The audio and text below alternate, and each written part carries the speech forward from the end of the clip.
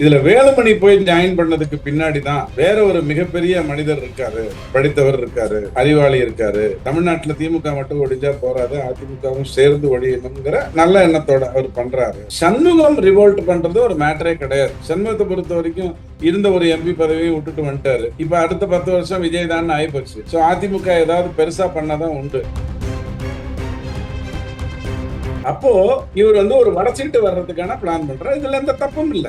அரசியல்ல ஒரு கட்சியை உடைச்சு பணத்தை சேர்த்துக்கிறது தப்பே கிடையாது.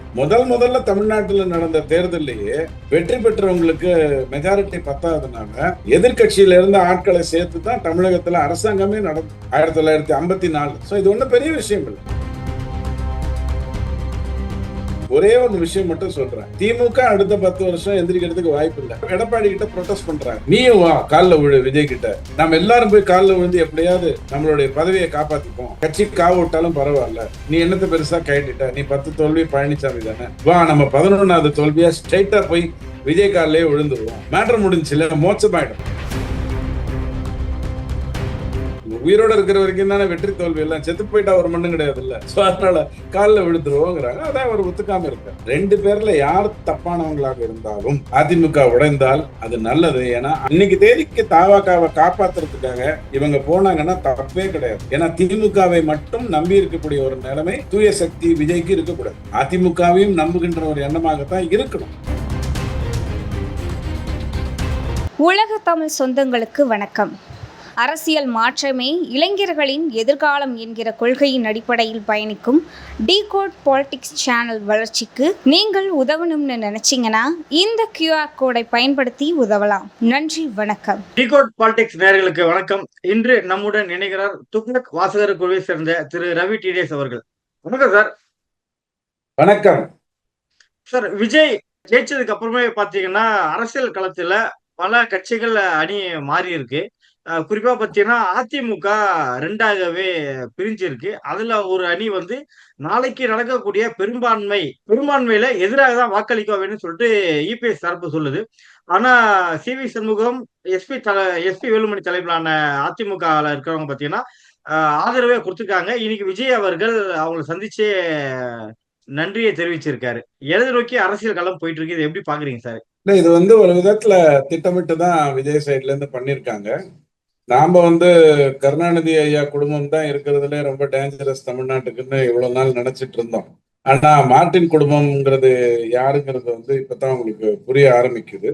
பல ஆயிரம் கோடி அவங்க கிட்ட இருக்கு. உங்களுக்கு ஞாபகம் இருக்கும், கிட்டத்தட்ட 1200 கோடி பாண்டுல, அதாவது பிஜேபியில அந்த பாண்டு கொண்டு வந்த போது, அதாவது யார் பணம் கொடுக்குறாங்க கட்சிக்குன்னு எனக்கு தெரியாட்டி கூட அது பேங்க் மூலமா தான் எனக்கு வரணும். SBI பேங்குக்கு தெரியணும், யாருக்கும் தெரியாம பணம் வரக்கூடாது அப்படின்னு தான் அது ஒரு நல்ல எண்ணத்துல அதை கொண்டு வந்தாரு. 6000 கோடி இந்தியா பூரா கிட்டத்தட்ட அன்னைக்கு தேதியிலேயே 17 மாநிலங்கள்ல ஆண்டுகிட்டு இருந்த பிஜேபிக்கு வந்தது ஒரு பெரிய விஷயம் இல்லை. ஆனா ஒரே மாநிலத்துல குண்டி முண்டிய கூட தாண்ட முடியாத திமுகவுக்கு ஒரு 600 கோடி ரூபாய் மார்டின் கிட்ட இருந்து வந்ததுங்கிறத அதே விஷயம் கண்டுபிடிச்சு உங்களுக்கு சொல்லிச்சு. இன்னொரு 1200 கோடி TMCக்கு கொடுத்தாருங்கிறது, அதாவது திரிணாமுல் காங்கிரஸ் கொடுத்தாருங்கிறது உங்களுக்கு தெரிஞ்சது. திரிணாமுலுக்கு எதுக்கு கொடுத்தாருங்கிறது இன்னி வரைக்கும் தெரியாது. ஏன்னா அவருக்கும் திரிணாமுலுக்கு என்ன சம்பந்தம் தெரியாது. ஆனா அதே மாதிரி லாட்டரியே இல்லாத தமிழ்நாட்டுல எதுக்காக ஒரு ஏற்கனவே லாட்டரி அடிச்சிட்டு இருக்கிற தமிழ்நாடு பட்ஜெட்ல இவர் எங்க கொடுத்தாருங்கிறதும் உங்களுக்கு தெரியாது. இதெல்லாம் ஒரு ஓரமா வச்சுக்கோங்க. இப்போ 107 வந்துருச்சு, 108 அதுல 1 2 தொகுதிங்கிறதுனால போயிடும், 1 சபாநாயகர் போயிடும், 106 தான் இருக்குன்னு போது நீங்க தொடர்ந்து பார்த்தது என்னன்னா, NDA பக்கமே விஜய் வரல. அவங்களுக்கு யாருக்கும் லெட்டர் எழுதல. பாமகக்கு லெட்டர் எழுதல, அமமுகவுக்கு லெட்டர் எழுதல, அதிமுகவுக்கு லெட்டர் எழுதல, ஜான் பாண்டியனுக்கு லெட்டர் எழுதல. ஆனா அங்க தீய சக்தின்னு அவர் யார சொன்னாரோ அந்த தீய சக்தியை கிட்டத்தட்ட 5 வருடமா பக்கத்திலேயே இருந்து பார்த்துக்கிட்டு இருந்தது. இதுக்கு ஆக்சுவலா சரியான உதாரணம் சொல்லணும்னா, ஒரு பொண்ணை இன்னைக்கு எல்லாரும் விமர்சிக்கிறாங்க, நீ இப்படி இருக்கியே, வெக்கமா இல்லையா, ஒருவனுக்கு ஒருத்தி அப்படின்லாம் தெரியாதா அப்படின்னும் போது, அந்த பொண்ணுடைய வீட்டிலேயே இருந்த ஒரு 5 பேர் டெய்லி அது போயிட்டு வர்றதை பார்த்துட்டு இருந்தவங்க இருக்காங்க இல்லையா, அவங்களும் சேர்ந்து திட்டுனா அப்படி இருக்கும். யோ, நீ தானே வீட்டுல இருந்த, அந்த பொண்ணு டெய்லி போயிட்டு தானே வந்துட்டு இருந்தது, இன்னைக்கு திட்டுறிய அப்படிங்கிற மாதிரி. எந்த தீய சக்தி அப்படிங்கிறத விஜய் சொன்னாரோ அந்த தீய சக்தியோடைய 5 வருடமும் விமர்சிக்காமல் இருந்து விட்டு 4.5 வருடத்துக்கு மேல மட்டும் கம்யூனிஸ்ட் விமர்சிக்கிறாங்க. அது கூட சாம்சங் பிரச்சனை வந்ததுக்கு அப்புறம் விசிகால விமர்சிக்கிறாங்க. அது கூட வேங்கை வயலுக்கு விமர்சிக்கல. அப்படிங்கிற ஒரு சூழ்நிலையில இவர் லெட்டர் அனுப்புறாரு. அங்கிருந்து ரிலீஸ் ஆகுறாங்க. ஒரு நாள் காலையில வந்து காங்கிரஸ் தப்பிச்சு வந்துட்டாங்க. திமுக திட்டமிடல. திமுக என்ன பிளான் பண்ணிச்சுன்னா 107 பேர் இருக்காங்கன்னா இவர் குறைஞ்சது ஒரு 10 பேர் வேணும், காங்கிரஸ் நாம வச்சுப்போம், மத்த 8 பேரை அனுப்பி விட்டுருவோம், அப்போ வந்து பெரிய பிரச்சனையா இருக்காது, விஜயை காப்பாத்தின மாதிரி இருக்கும், நம்மளுடைய டாஸ்மாக் ஊழல், நம்மளுடைய போதை கலாச்சாரம், நம்மளுடைய ஒவ்வொருத்தரா மாட்டி இருக்கிறது, நேரு ஊழல், எல்லா ஊழலையும் நாம தப்பிச்சுக்கலாம், எப்படியும் விஜய் ரொம்ப தூய சக்தியா இருக்கிறதுனால தப்பிக்க விட்டுருவாரு, அதுல ஒன்றும் பிரச்சனை இல்லை அப்படின்னு சொல்லி அவங்க திட்டமிடுறாங்க. அன்பார்ச்சுனேட்லி காங்கிரஸ் ஜம்ப் பண்ணி ஓடி போயிட்டோம். அது வந்து 5 லம்ப் அவருக்கு கொடுத்துருச்சு. இப்போ அவருக்கு பெண்டிங் இருந்ததுங்கிறது பார்த்தா 7 பேரோ 8 பேரோ தான். இப்போ வந்து இவங்க எல்லாரும் அதெல்லாம் கொடுக்க முடியாது, நாங்க 8ஆம் தேதி சொல்றோம், நாங்க 6ஆம் தேதி சொல்றோம், நான் 4 மணிக்கு சொல்றேன் அப்படிங்கிற மாதிரி எல்லாம் பொழுது ஓடுச்சு. இது எல்லாமே டிஎம்கேவுடைய கண்ட்ரோல். லெட்டரை ரிலீஸ் பண்ணு அப்படின்னு உடனே ரிலீஸ், லெட்டரை மறுத்துடு அப்படின்னு உடனே மறுத்துடுறது, திருப்பி லெட்டரை ரிலீஸ் பண்ணு அப்படின்னு உடனே ரிலீஸ் பண்ணு. இது டிஎம்கேல இருந்து கண்ட்ரோல் கரெக்டா வச்சுட்டு பண்ணாங்க. நாம அப்பவே தொடர்ந்து பேசணும். ஒரு 13 பேர் ராஜினாமா பண்ணிட்டா அதிமுகல இருந்து மேட்டர் முடிஞ்சிருச்சு. அதிமுகல இருந்து இந்த சண்முகம் மாதிரியான அதிமுகவுக்கோ எம்ஜிஆருக்கோ ஜெயலலிதாவுக்கோ சம்பந்தம் இல்லாத, ஜெயலலிதா அம்மா காலத்துல சண்முகம் பேசி நீங்க பார்த்திருக்க மாட்டீங்க. அவர்களுக்கிட்ட இருந்தெல்லாம் கருத்துக்கள் வராது, பேச விட்டுருக்க மாட்டாங்க. ரொம்ப சிம்பிளா முனுசாமி ஐயா கிட்ட இருந்து கூட நீங்க கருத்துக்கள்லாம் வாங்கியிருக்க முடியாது. முனுசாமி ஐயா தான் திமுகங்கிறது பங்காளி, பிஜேபி தான் எங்களுக்கு எதிராளி அப்படின்னு பேசினதெல்லாம் நீங்க பழைய கதையெல்லாம் கேட்டிருப்பீங்க. இதே சண்முகம் ஐயா தான் வந்து சசிகலா அம்மா ஜெயலலிதா மாதிரி ட்ரெஸ் பண்ணிக்கிட்டு அப்படி சும்மா வந்த போது அம்மா அப்படின்னு சொன்னதை நீங்க பார்த்திருப்பீங்க. இதெல்லாம் உங்களுக்கு பிளாஷ்பேக் சொல்றேன், யாரு இந்த மிஸ்டர் சண்முகம் அப்படிங்கிறதுக்காக. இதுல வேலுமணி போய் ஜாயின் பண்ணதுக்கு பின்னாடி தான் வேற ஒரு மிகப்பெரிய மனிதர் இருக்காரு, படித்தவர் இருக்காரு, அறிவாளி இருக்காரு, தமிழ்நாட்டுல திமுக மட்டும் ஒழிஞ்சா போறாது, அதிமுகவும் சேர்ந்து ஒழியணுங்கிற நல்ல எண்ணத்தோட அவர் பண்றாரு. என்னென்னவோ முயற்சி பண்ணி பார்த்தாரு. இது திமுக அடிக்கணும்னா நிறைய வேலை வேணும், அதுக்கு டெல்லியில இருந்து உதவி வேணும். அதிமுகனா சிம்பிளா தேங்காய் உடைச்சிட்டு போயிடலாம், எடப்பாடி தானே, எம்ஜிஆரோ ஜெயலலிதாவோ இல்லையே அப்படிங்கிற ஒரு அடிப்படையில அந்த அறிவாளி தேசாபிமானி இங்க வந்து வேலையை ரெடி பண்ணி வச்சுட்டு கிளம்பி போயிட்டாரு. அதுலதான் வேலுமணிங்கிறவர் உள்ள வந்திருக்கு. இதுல சண்முகம் உள்ள வந்ததுங்கிறது வந்து ஒரு மேட்டரே கிடையாது எடப்பாடிக்கு எதிராக. இப்ப என்ன ஆயிடும், மிஞ்சி மிஞ்சி போனா 30 எம்எல்ஏக்கள் போறாங்கன்னு வச்சுக்கோங்க. அதிமுக வந்து 16 இடத்துலதான் டெபாசிட் இழந்திருக்கு, 100 இடத்துல இல்ல, 40 இடத்துல 2வது வந்திருக்கு, 47 இடத்துல ஜெயிச்சிருக்கு. இதுக்கெல்லாம் ஸ்டாட்டிஸ்டிக்ஸ் இருக்கு. அதிமுக மட்டும்தான், திமுகவோ கம்யூனிஸ்டோ விசிகவோ பிஜேபியோ எல்லாருமே வாக்கை இழந்திருக்காங்க இந்த தேர்தலில். எஸ்பி வேலுமணியை ஆபரேட் செய்வது யார்? இல்ல அது வேண்டாம், நமக்கு முக்கியம் இல்லை, அது வந்து நாம புரளிய பேசக்கூடாது. பட் நான் உடைக்கப்படும் அப்படின்னு எல்லாரும் சொல்லியிருந்தாங்க.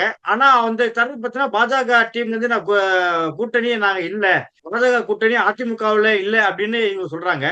இபிஎஸ் வந்து மறுப்பு தெரிவிக்கல, நாங்க தான் அதிமுக அப்படின்ற மாதிரி அந்த தரப்பு சொல்லப்படுது.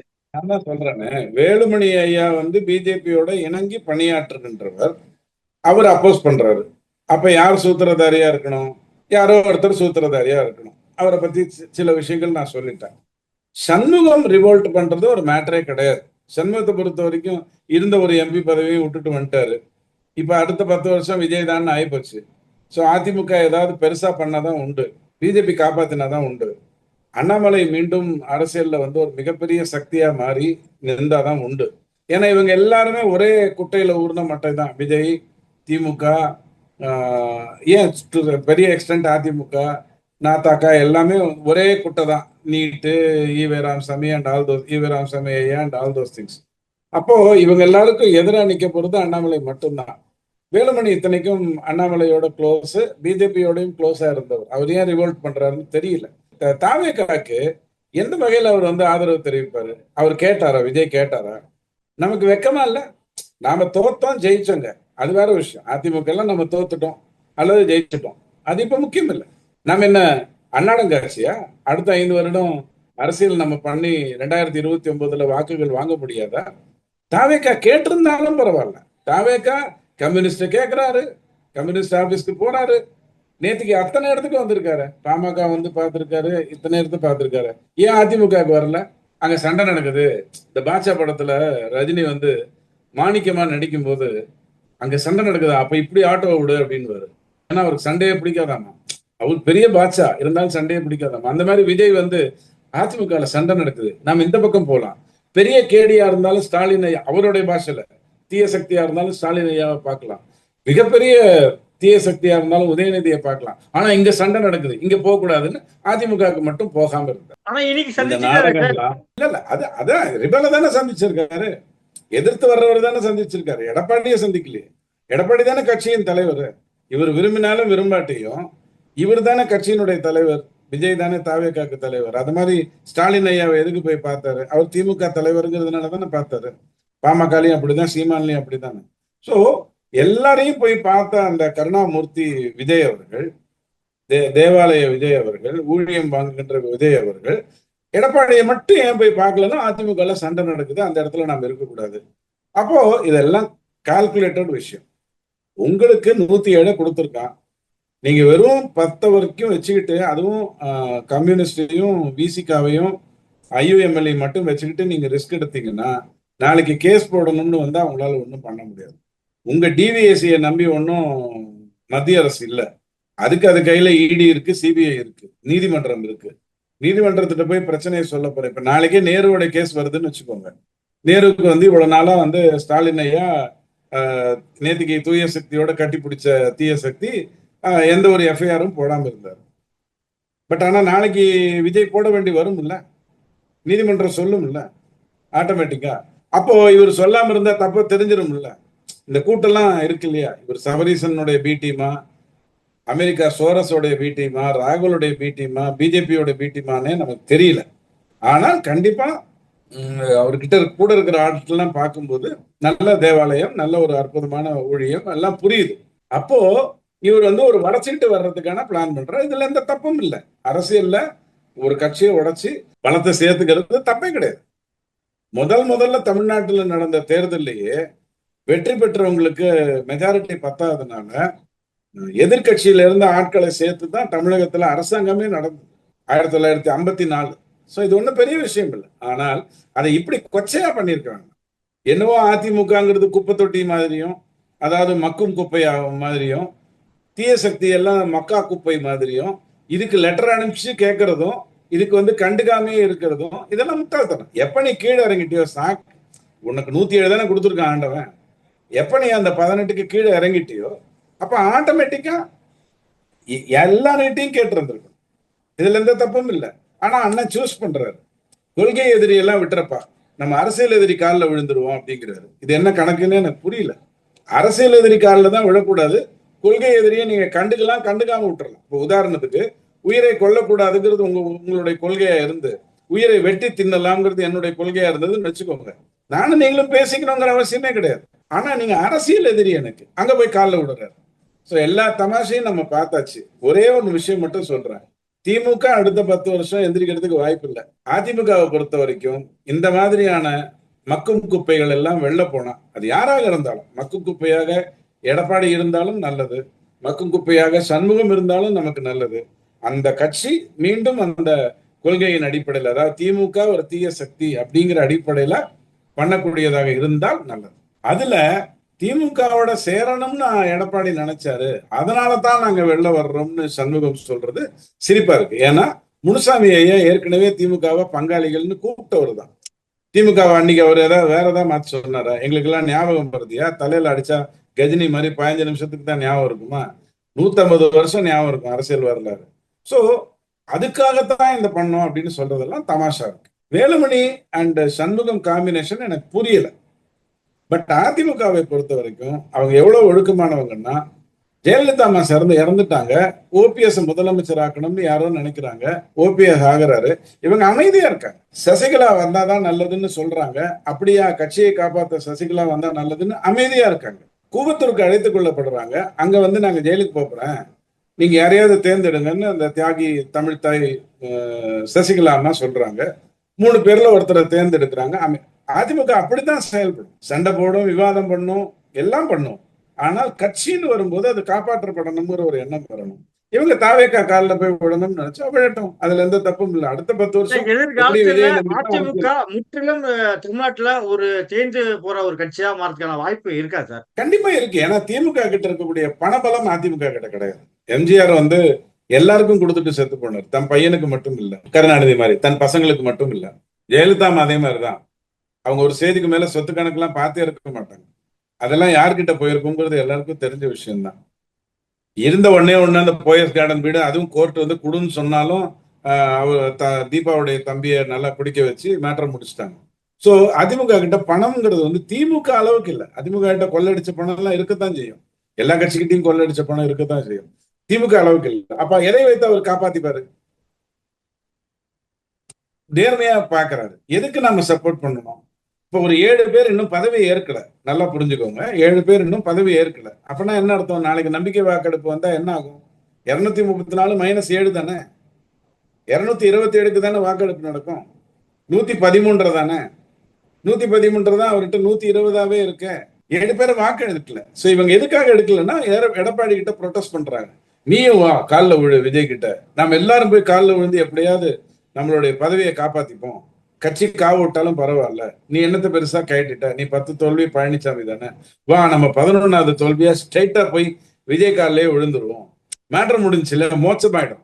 உயிரோட இருக்கிற வரைக்கும் தானே வெற்றி தோல்வி எல்லாம். செத்து போயிட்டா ஒரு மண்ணும் கிடையாது இல்ல. சோ அதனால காலில் விழுந்துருவோங்கிறாங்க. அதான் அவர் ஒத்துக்காம இருக்காரு.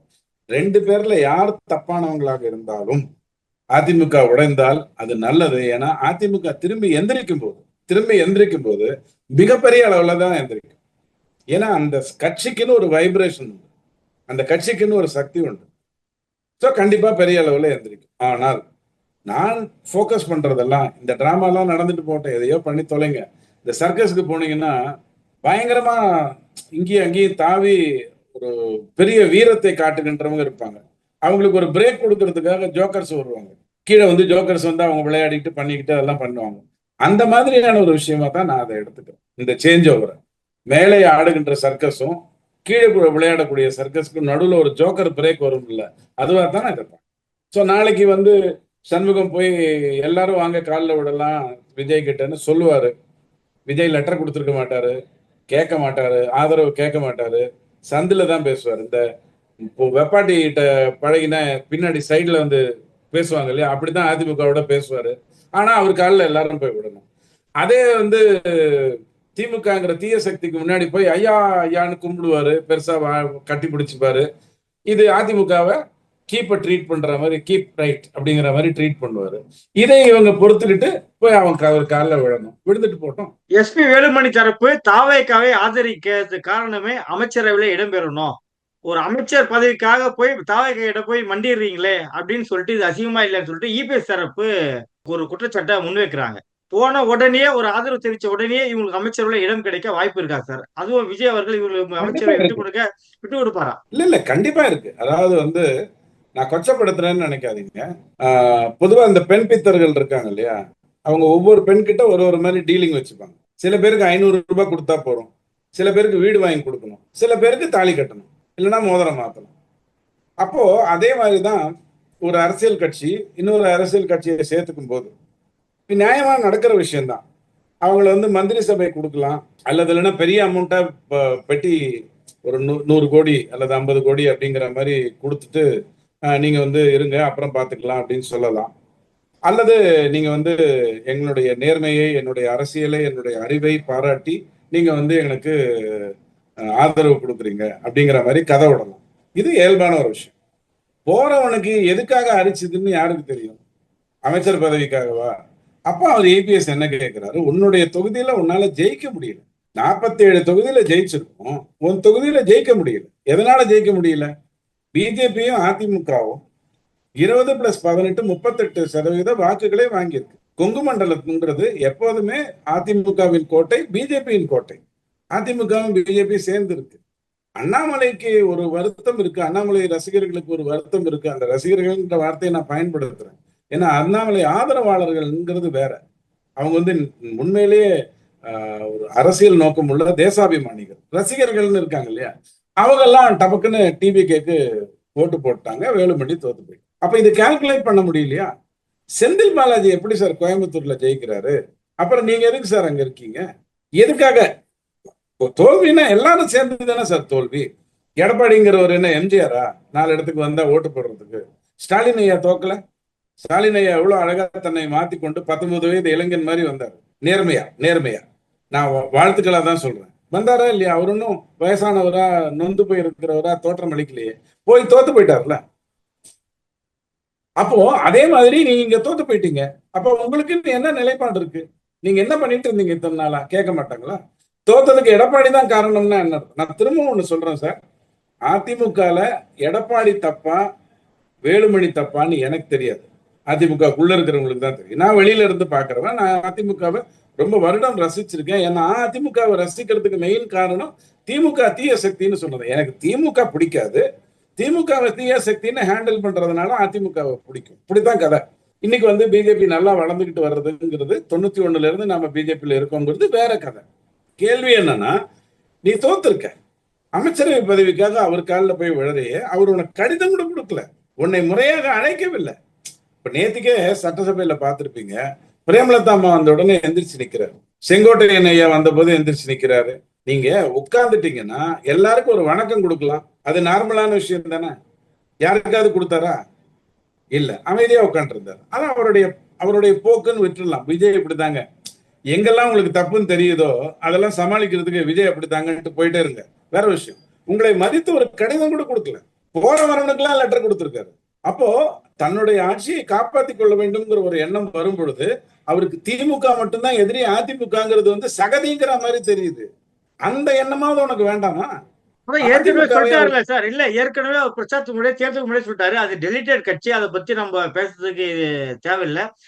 அது வந்து ஒரு கருத்து இல்லாத கட்சி அப்படின்னு சொல்லிட்டாரு இல்லையா? ஒத்துக்கிட்டாரு, அப்படி சொல்லிட்டாரு. அப்பவே நீ உனக்கு கோவம் வந்திருக்கணும். அப்பவாவது வேலை செஞ்சு ஜெயிச்சிருக்கணும். தோத்து போயிட்ட, பரவாயில்ல. யார் தப்பு பண்ணாங்கன்னு தெரியாது. வேலுமணி தனக்குன்னு ஒரு அதிகாரம் உள்ளவர். சிபி ராதாகிருஷ்ணன் மேடையிலேயே ஒரு முறை வானதி மேடம் கிட்ட சொல்லியிருக்காங்க, வேலுமணியோட தொடர்ந்து பயணிங்க, நீங்க ஜெயிப்பதற்கு நிறைய வாய்ப்புகள் இருக்குன்னு சொல்லியிருக்காரு. சோ சிபி ராதாகிருஷ்ணன் தவறான ஒருத்தரை வந்து நல்லவர்னு சொல்லிடுறதுக்கு வாய்ப்பு இல்லை. நான் இல்லைன்னு சொல்லலை. ஏன்னா அவரு கோவை மண்டலத்திலே வாழ்ந்தவர் சிபி ராதாகிருஷ்ணன். வென்றதும் அங்கதான், தமிழ்நாட்டினுடைய தலைவராக இருந்தாங்க. அப்போ இவங்கள யார் தப்புன்னு தெரியாது. ஒரு கட்சியை மதிக்கணுமா வேண்டாமா? இப்போ இவங்க கிட்ட ஐஓஎம்எல் கிட்ட இருந்து 2வது முறை ஒரு லெட்டர் வருது. உங்களுக்கு எல்லாம் நான் ஒன்னும் வாக்கு கொடுக்க மாட்டேன் அப்படின்னு லெட்டர் வருது. 3வது உனக்கு தான் கொடுக்க போறேன் அப்படின்னு வருது. ரெண்டுத்தையும் ஏத்துக்கிறாரா இல்லையா? அப்ப அதே மாதிரி அதிமுக ட்ரீட் பண்ணிருக்கணும்ல. இது என்ன மண்ணாங்கட்டி? நீ பெரிய தூய சக்தி, தீய சக்தியோட சுத்துவ, ஆனா இதை சகதின்னு சொல்லுவ, சேருன்னு சொல்லுவ. வேலுமணி சிவசண்முகம் தரப்பு வந்து செந்தில் பாலாஜியை சந்திச்சு ஒரு ஆலோசனை நடத்திருக்காங்க. என்னவா இருக்கும் சார்? இந்த பாருங்க, செந்தில் பாலாஜிங்கிற ஒரு பெரிய கேஷ் கவுண்டர். அவர்கிட்டதான் பல லட்சம் கோடிகளை வந்து மாப்பிள்ளையும் மச்சானும் கொடுத்தாங்க. அவர் வந்து எல்லாத்தையும் பார்த்துக்கிட்டு இருந்தாரு. கையங்களமா மாட்டிட்டாரு. இனி அமைச்சராக முடியாதுங்கிற சூழ்நிலையில கரூர்ல வேற சொதப்பிட்டதுனால அவருக்கு சீட்டு கொடுக்கல. அதனால கரூர்ல இருந்து ஆட்களை கூட்டிட்டு போய் கோயம்புத்தூர்ல திமுகல போட்டி போட்டாரு. வெற்றியும் பெற்றுட்டாரு. இப்ப அவர் மூலமாகத்தான் இவங்க போகணுங்கிறதுல ஒண்ணும் தப்பில்லை. ஆற்றால் இவங்க கூட இருந்தவர் தான். அதிமுக அமமுகவோட இருந்தவர் தான், அதிமுகவோட இருந்தவர் தான். அவர் ஒரு 4-5 கட்சியை பார்த்திருக்காரு செந்தில் பாலாஜி. அதனால அவர் இப்ப செல்வ பிறந்தகை அந்த மாதிரிதான் ஒரு 5-6 கட்சி பார்த்திருக்காரு. அதனால அவருக்கு மூலமா பேசுறதுங்கிறது ஒண்ணும் தப்பு கிடையாது. ஆனா இப்படி ஒரு அதிமுகவை சிதைச்சிருவோம்னு இவங்க நினைச்சாங்க. ஆனா நல்லா ஞாபகம் வச்சுக்கோங்க, ஒரு மரத்துல இருக்கக்கூடிய அன்னெசரி விஷயங்கள் எல்லாம் தூக்கிட்டீங்கன்னா அது இலைச்சா மாதிரி தான் இருக்கும். அந்த மரம் ஸ்ட்ராங்கா இருக்கிறதுனால எந்திரிச்சு வந்துடும். இவங்க இன்னைக்கு தேதிக்கு தாவாக்காவை காப்பாத்துறதுக்காக இவங்க போனாங்கன்னா தப்பே கிடையாது. ஏன்னா திமுகவை மட்டும் நம்பி இருக்கக்கூடிய ஒரு நிலைமை தூய சக்தி விஜய்க்கு இருக்கக்கூடாது. அதிமுகவையும் நம்புகின்ற ஒரு எண்ணமாகத்தான் இருக்கணும். அதுல எனக்கு எந்த குழப்பமும் இல்லை. அது அபிஷியலா இல்லாம நான் சொன்ன மாதிரி பின்னாடி போயிட்டு வர்ற மாதிரியான விஷயமா இருக்கும்னா இருந்துட்டு போட்டோம். அதுல வேலுமணிக்கு ஒரு அமைச்சராவதற்கான வாய்ப்புகள் இருந்தா கிடைச்சிட்டு போட்டோம். எத்தனையோ பேர் நல்லா இருக்கும்போது இவர் நல்லா இருக்க கூடாதுன்னு நீங்க நினைக்க போறீங்க? செங்கோட்டையன் போய் நல்லா இருக்காரு, செந்தில் பாலாஜி வேற டீலிங் எல்லாம் கரெக்டா பேசுறாரு பாத்தீங்களா? அப்பனா அவர் திமுக இருந்தாலும் தீய சக்தி தூய சக்தி சேர்ந்துக்குது இல்ல, அதுல ஒன்றும் குழப்பம் இல்லையே. அப்போ ஆட்டோமேட்டிக்கா வேலுமணி போட்டோம், நல்லா இருக்கட்டும். இதை வெளியில இருந்து பார்த்துட்டு இருக்கிற ஒரு நல்ல மனிதன், படித்த அறிவாளி, அவரும் சந்தோஷப்பட்டுக்கு போறாரு. அதிமுக சாவடிச்சிட்டோம், வெரி குட் அப்படின்னு அவரும் சந்தோஷப்பட்டுக்கு போறாரு. எல்லாம் முடியட்டும். மக்கா குப்பை மட்டும் அதிமுக நிற்கும்.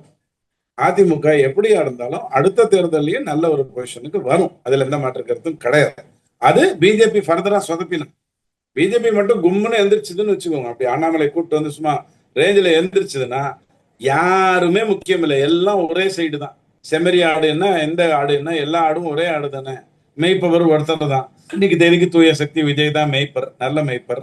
அவர் அந்த ஆடுகள் எல்லாம் மேய்ச்சிட்டு இருப்பார். இங்க அண்ணாமலை என்ன பண்ணுமோ அதை பண்ணிட்டு போவோம். அப்படி ஒரு நல்ல எதிர்காலம் வர்றதுக்கு வாய்ப்பு இருக்கு. நடப்பு அரசியல் குறித்து பல்வேறு கட்சிகளை பற்றி மிக்க மிக்க நன்றி சார்.